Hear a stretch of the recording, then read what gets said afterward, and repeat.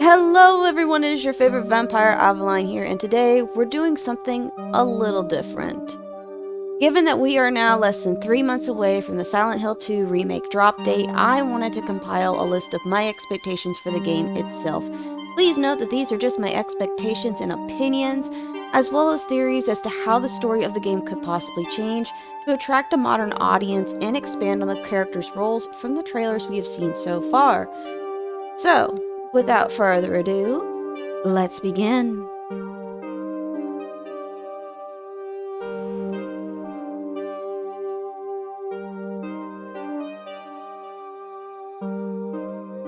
For all fans of the survival and psychological horror genre, at one point or another you have looked up the walkthrough, read the lore, or seen gameplay of Silent Hill 2, whether on the PlayStation 2 console or through a PlayStation 2 emulator.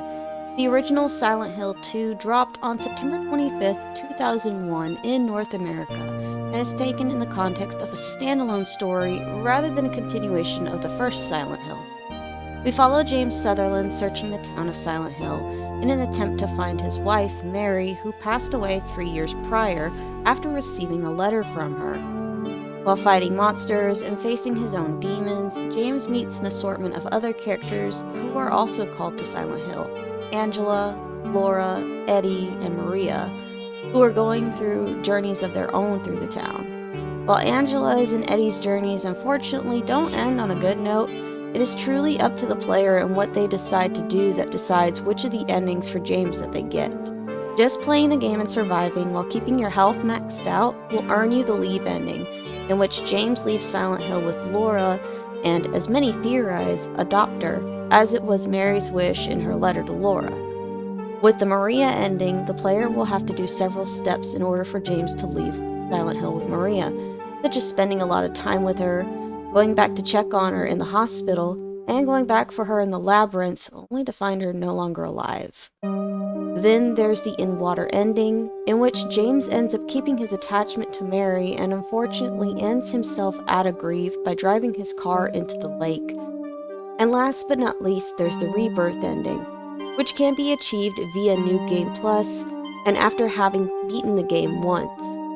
While playing New Game Plus, the player can pick up 4 peculiar objects: the White Chrism, the book, Lost Memories, the Obsidian Goblet, and the book, Crimson Ceremony. After defeating the final boss, James will row across the lake with Mary's body in tow and attempt to revive her.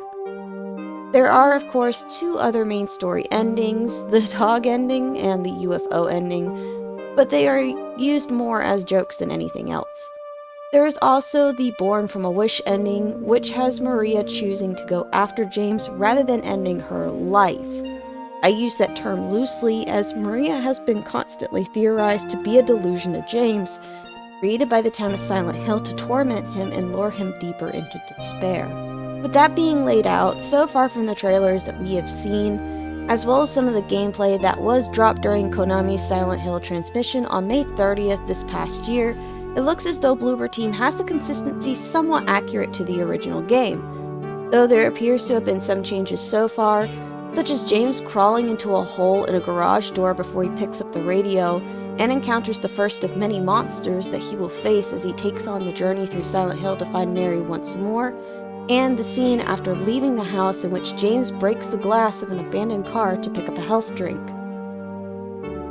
Then James walks a little further down the street and finds a corpse with a matchbook for Neely's bar and a note warning him of the town. This action could be an indicator to a new puzzle mechanic to the series where instead of being told where to go via notes and maps, it'll be through objects and their significance to a certain place, which James then jots down on his map.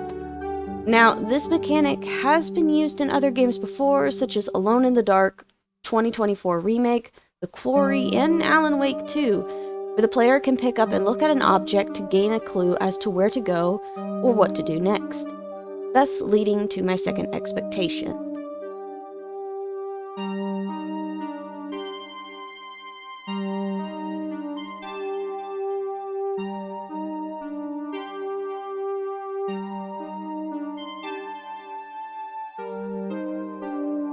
I'm I'm going to get a lot of negative opinions about this, and this expectation is going to be broken down into multiple points. After playing the original somewhat through an emulator, I am planning on finishing the playthrough, don't worry. I have to say, the over-the-shoulder camera in the remake was a good idea, and the graphics look absolutely fantastic. Like, Bloober Team actually brought Silent Hill to real life. The buildings look bleak and dilapidated, the atmosphere spooky as hell, and you can tell that something isn't right in this town. It's no wonder why Bloober Team needed the extra time to cook. They cooked. There's a lot of love that can be seen in the details, and that's one thing that I do love about Bloober Team games. They always put in an incredible amount of attention to detail into the environments that they're creating for these games.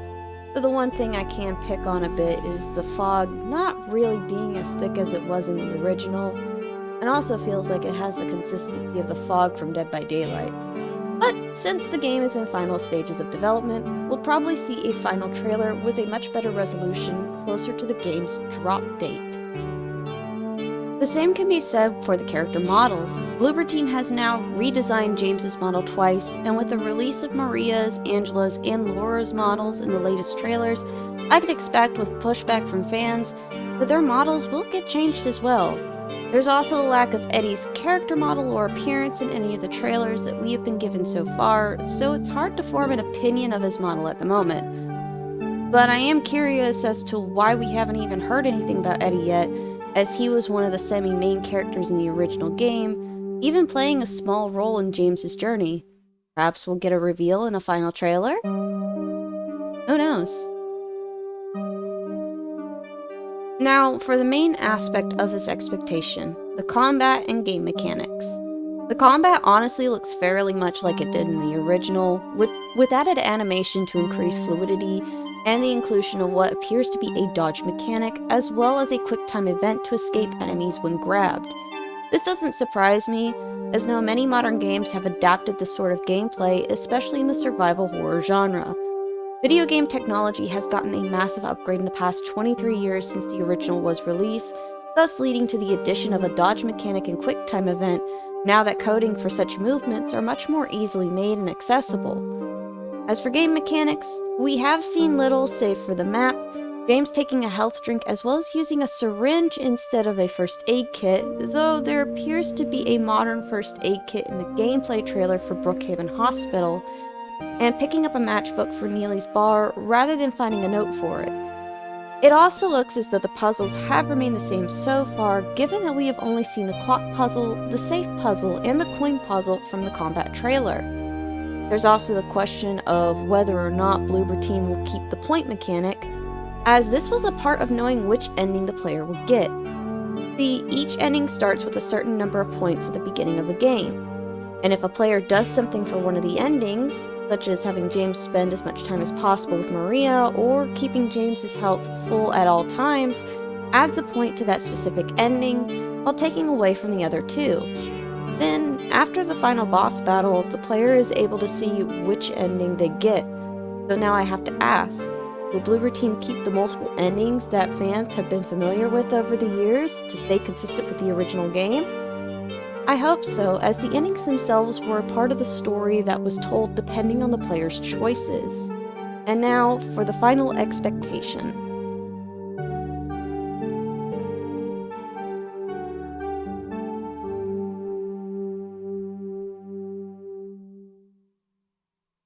My final expectation is that we get a short demo or even a chance to beta test before the game's drop date. Now, before anyone asks or gets too excited, and I'm stressing this profusely as I know how the internet is, Bloober Team hasn't confirmed that there is or is going to be a beta test for the remake. This is just a speculation, an opinion, a theory, and a little wishful thinking on my part. While the possibility of a beta test will be limited to a certain number of participants, I can, however, see a demo pop up on Steam and the PlayStation Store as a way to encourage people to try the remake beforehand. This would give players a chance to review what Bloober Team has presented to the public and make suggestions as to what could be changed or fixed before the initial release date. The objective of a demo is to not only gain attention from consumers, but to also show what a developer can do, even while being pushed to their limits. As Silent Hill 2 has been a psychological horror favorite, as well as the series itself, in the video game community for 23 years now, to see it get a Resident Evil Remake treatment is exciting to me. We've only been able to play this game on the PlayStation 2 console, the Silent Hill HD collection, which released for both the Xbox 360 and the PlayStation 3, and a PlayStation 2 emulator. Though a longtime Silent Hill fan myself, and I know many will agree to the opinion that nothing will compare to the original, not even the remake, it's time for it to come out of the darkness of the past and into the light of the future. Video game technology has come so far in the last 65 to 70 years since the first video game was created, with graphics now near about lifelike and sound design practically anything that we want it to be. That technology has grown and evolved with us, not just as entertainment, but as a way to tell a story that a book or a movie will never be able to truly bring to life.